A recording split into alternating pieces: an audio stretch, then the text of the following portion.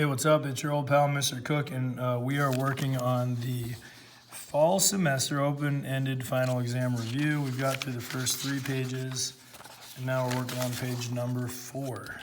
So page number 4 is primarily about logs and exponents. So all the way down to number 43. These ones can all be found with extra examples in the Unit 3 videos that I've created. So you can go check those out, or if you can find better ones on logs, expanding logs, solving logarithmic expressions, things like that, check those out as well. So let's see, first thing we're going to do is write this logarithm as the sum, difference, or multiple of a bunch of logarithms. So one thing that you can do is just move the 4 to the front there for the log, that power, because that's like one of the power rule for it. And then just start splitting the logs apart there. So let's keep that on the outside. Now, one thing that I mentioned earlier was that the logs that are on the top, like the factors on the top, the factors on the bottom, they're either going to be positive or negative. So this is going to be a positive log because it's in the top. Same thing with this factor. The factors in the bottom are going to be negative logs. So like, this first one becomes positive log of x. And then we have another positive log, so positive log of x plus 2 squared. And then we have these ones on the bottom, they're going to become negative, so we have minus log of, I better move that parentheses over a little bit. And then we're going to have minus log of x minus 4 to the third. Oops, move my parentheses inside to there, okay. And then minus another log, and this one's going to be a negative log again because it's in the denominator, x minus 5. Okay, now we have some powers, and remember you move the powers out to the front, so this 2 goes out front, this 3 goes out front, and then these ones go away. There we go, gone. Shifted over to the front there. And that's our finished logarithmic expression. You can distribute the 4 in there if you want, so it'd be like 4 log of x, 8 log of x plus 2, minus, and then it'd be 12 log of x minus 4, and then minus 4 log of x minus 5. So you can distribute the 4 in there if you want, or you can leave it. I think the multiple choice problems tend to have this, like where it just has a 4, this is distributed out or factored out. So you can leave it like that, I guess, if you want to know how it looks on the test. All right, solve x to the 8 to the x is equal to 9,876 for log in common log form. Do not use a calculator. I mean, look, yeah, okay, don't use a calculator, guys, but when it comes to the final exam time, it's like, you kind of have to use you can use a calculator. We're not going to be staring at you while you're doing this stuff, so, just use your calculator. So for number 34 and also for number 33, that's what I'm going to do. I'm going to rewrite this as a log, so log with a base of 8 of the number 9,876 is equal to x. So I'll just type it in my calculator. Same thing for this one. It's going to be log with a base of 7 of the number 139. That's going to be equal to x, and I'll solve for x using my calculator. So for each case, and this kind of depends on what kind of calculator that you have. Some of them, if you hit math and then go up to log base, you can type it directly in. So like 8 and then 9,876, and you get your answer. Or you can use the change of base formula for some of the older calculators. So you do like log of the big number, so that'd be 9,876, and then divide that by log of the small number, which is 8, the log of the base. You still get the same number. See, so like 2 different ways to do it for whatever calculator that you have. Okay, anyways, oops, I didn't write down the number. So 4.42 rounded to the 100, that's rounded to the hundreds place, so 4.42. I'll go a couple more decimals, 3, 2, 3, 7, whatever. Okay, next one. So type it in. Log of 7, log of 139 divided by log of 7.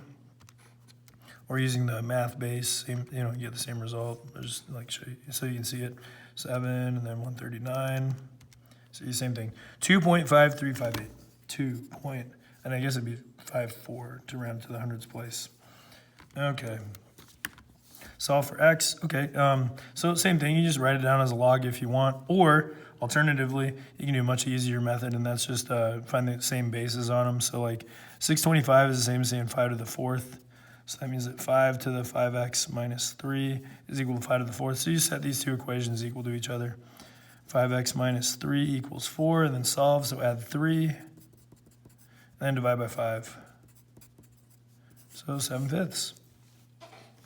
Easy. All right, same thing over here. So 8 and 32 have a common base as 2, so that's 2 to the 3rd to the 3x, and then 32 is 2 to the 5th, yeah, 2 to the 5th, and that's to the x plus 1. So then there's this rule that you have with exponents where it's like if you have a to the m to the n power, that's the same as saying a to the m times n. So like when you have an exponent raised to a power, you multiply the powers together. The same thing happens here. Just multiply 3 times 3x, so you get 2 to the 9x. And then for here, 5 distributes into the x plus 1, so you get 2 to the 5x plus 5. And then since they have the same base, we can set the two powers equal to each other. So that's what you do next. So 9x is equal to 5x plus 5. Subtract 5x from both sides, you get 4x equals 5. Divide by 4, and you get your answer 5/4. There we go. Now we have logs. And this is actually like a pretty simple problem to work through. Same thing with number 38. These are based on your knowledge of the logarithmic properties. So log, when it's just written like that, log has a base of 10. And then if you have the same base and input value, 10 and 10, they cancel each other out because it's like saying, you know, what to the 10 to the something power equals 10, so that's just 1, so it becomes a 1, essentially. So this whole thing goes away, and you just have 5x plus 2, and then equals the number that you have, which is 87. The reason that's the same over here is because natural log is the same as saying log with a base of e, so it's like the exact same rule. You know, just like the e's are the same, just like the 10s, so this becomes 4x minus 7 equals 21. And then it becomes a simple problem to solve, so you know, just solve it from there. Add 2, subtract 2 from both sides, and you get 5x equals 85. Divide both sides by 5, and you get x is equal to, what is that, 15, 16, 17? Yeah, 17. So x equals 17. Add 7 to both sides, 4x is equal to 28. Divide by 4, x equals 7. All right, so we're making good progress here. Let's move on to these last ones where we're solving for logs. Now, when you're solving for x with logarithms instead of exponents, you need to check for extraneous solutions. So we're going to check by plugging in afterwards for each case to make sure that the solutions that we get work out. All right, so starting with this one, we use one log property, and that's that log base 3 of, and well, the log of something minus log of something, as long as they have the same base, this turns into a quotient. So we're going to get log base 3 of, and then it's going to be, since this one's positive, x squared minus 9 goes on top, and x plus 3 goes in the bottom, and then that's equal to 1. Now we can rewrite this as a exponent, so it's 3 to the power of 1 is equal to x squared minus 9 over x plus 3. And then, you know, from here, just multiply both sides by x plus 3. You know, like, or I'll write it out in a little easier way to see it. So like if you write it over 1, you cross multiply. So you get 3 times x plus 3 is equal to x squared minus 9. And then distribute your 3 in there, so you get 3x minus 3, or sorry, plus 9 is equal to x squared minus 9. And then move this stuff over there, so you get 0 is equal to x squared. And then you get minus 3x, and then subtracting 9, you get minus 18. And then numbers that multiply together to be negative 18 and add together to be negative 3. That's going to be negative 6 and positive 3, so x minus 6, x plus 3. And then you solve for your x values. So x is going to be equal to 6, and for this one, x is equal to negative 3. Now, once you get your solutions, you want to go back over to your original expression, all the way back over to here, and plug them in. Make sure that you get you know, a positive number. It can't be 0, and it can't be a negative number at all when you plug them in here, because you can't take the log of a negative, and you can't take the log of 0, okay? So like if I plug in 6, for example, 6 squared is 36, 36 minus 9 is 27, so I can take the log of 27, that's okay. If I plug in 6, 6 plus 3 is 9, and I can take the log of 9, that's okay as well. Negative 3 is where we get some problems, because if I plug in negative 3 over here, negative 3 squared is 9, 9 minus 9 is 0. I can't take the log of 0, watch. If I take the log of 0, it's going to say, hey, there's a problem there. You can't do that. And you go and you say, what? Why? It's because of the 0.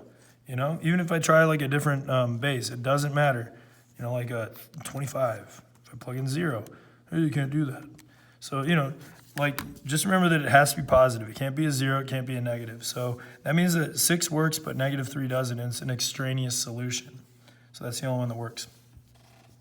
Okay, number 40. You know, same thing. Notice that all of these have logs on them. So if I just combine them into 2 logs, one on each side, then I can get rid of the logs altogether. And I'll show you how that looks in a second. So this becomes log of x plus 60.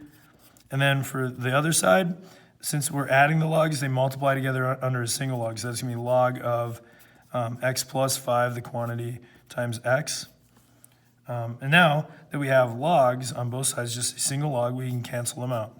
You can't do that over here when it's 2 logs on one side, 1 log on the other. They have to be condensed first before you can cancel out that, you know, using that trick. So then you end up with x plus 60 is equal to, if you distribute the x in there, you get x squared plus 5x. And then just solve it. So let's 0 out one side, let's 0 out this side. So we're going to subtract x and subtract 60. So we get 0 is equal to x squared plus 4x minus 60. The numbers that multiply together to be -60 and add together to be 4, oh boy, what are those ones going to be? Looks like 10 and -6. So it'd be 0 is equal to x plus 10, x minus 6.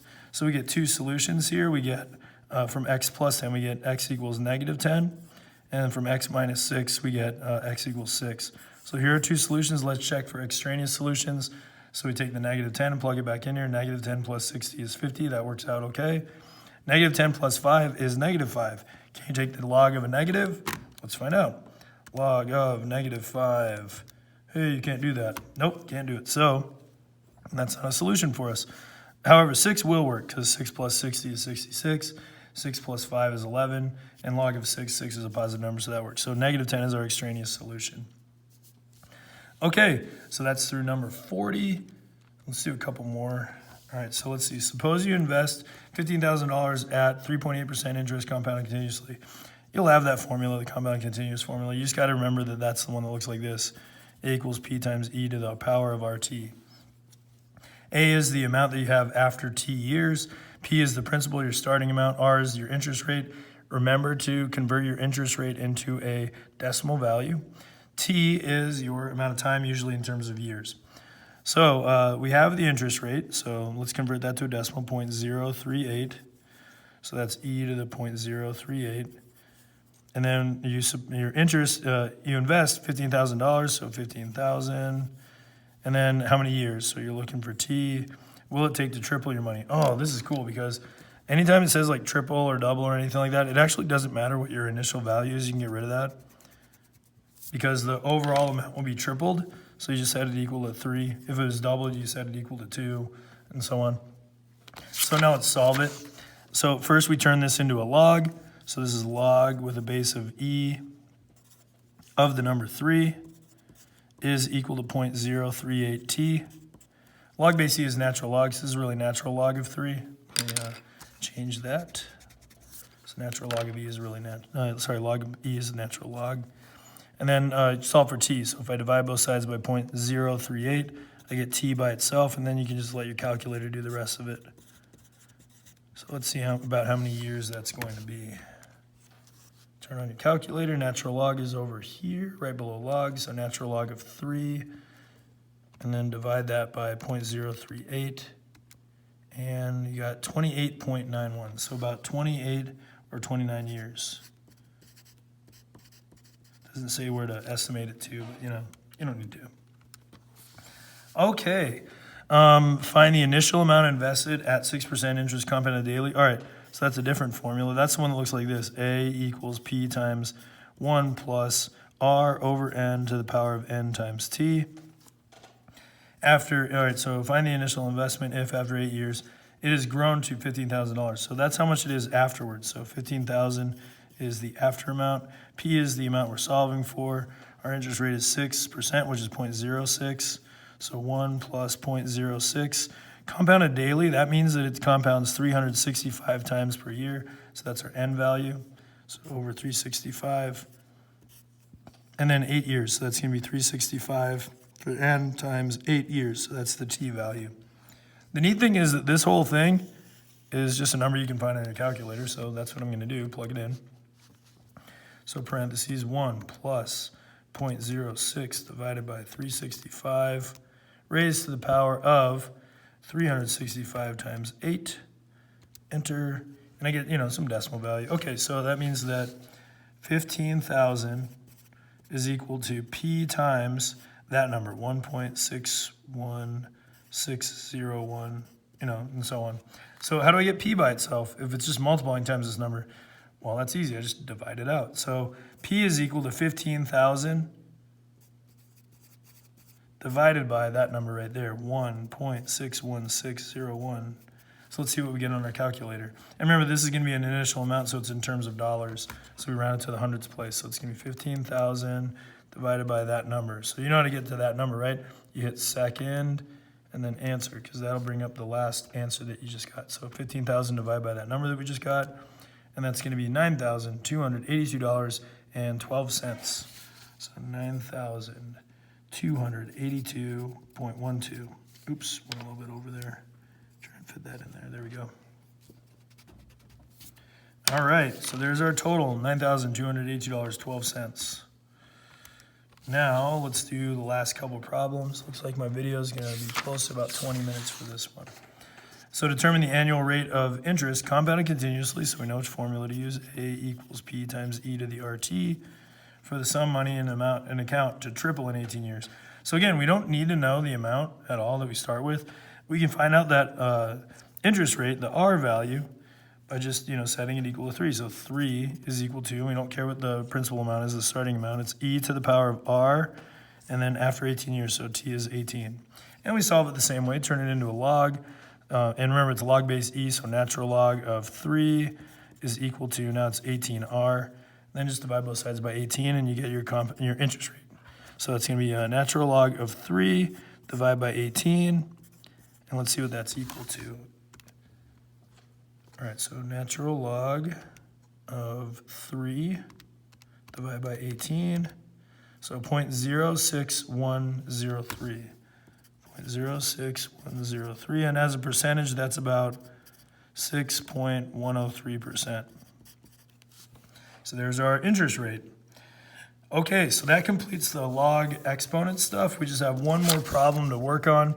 And this is where Unit 4 starts up. And Unit 4, if you remembered, was another one of your favorite topics, sums and sequences. So, you got to remember some of those formulas. Luckily, you only need to remember how to use them because the formulas are going to be given to you on the final exam. So this is write an explicit formula for the arithmetic sequence. So it's arithmetic. So we know that the explicit formula looks like this. AN is equal to A1 plus D times N minus 1. Okay, so A1 is the very first term in the sequence, which is 2. D is the common difference, which means that we find out what number we keep adding to get to the next number. So to get from 2 to 5, 5 to 8, 8 to 11, 11 to 3, we keep adding on. 3, what did I say? I think I jumped the gun and said 3. Oh, well, whatever. We keep adding 3 each time to get to the next number. And then times n minus 1. Now, it might not be written up like this. So just kind of to warn you, you might have to distribute the 3 in and combine like terms. But, that's pretty easy to do. Just distributing the 3 in there, we get 2 plus 3n. And then 3 times negative 1 is negative 3. And then 2 minus 3 is negative 1. So this becomes negative 1 plus 3n. And sometimes it's written with the n in front, so it'd be like 3n minus 1. So, if this is acceptable, this is acceptable, and this is acceptable. So any of those would be the correct explicit formula for the arithmetic sequence. All right, so that's it for page number 4, just under 20 minutes. So on the next page, we will continue on with series and sequences, like basically through 49, and then we do a couple of our last things, which is probability and also statistics, right? Because we got all that stuff in there. Yeah. Okay, that's it. So I'll See you on the next video. Bye-bye.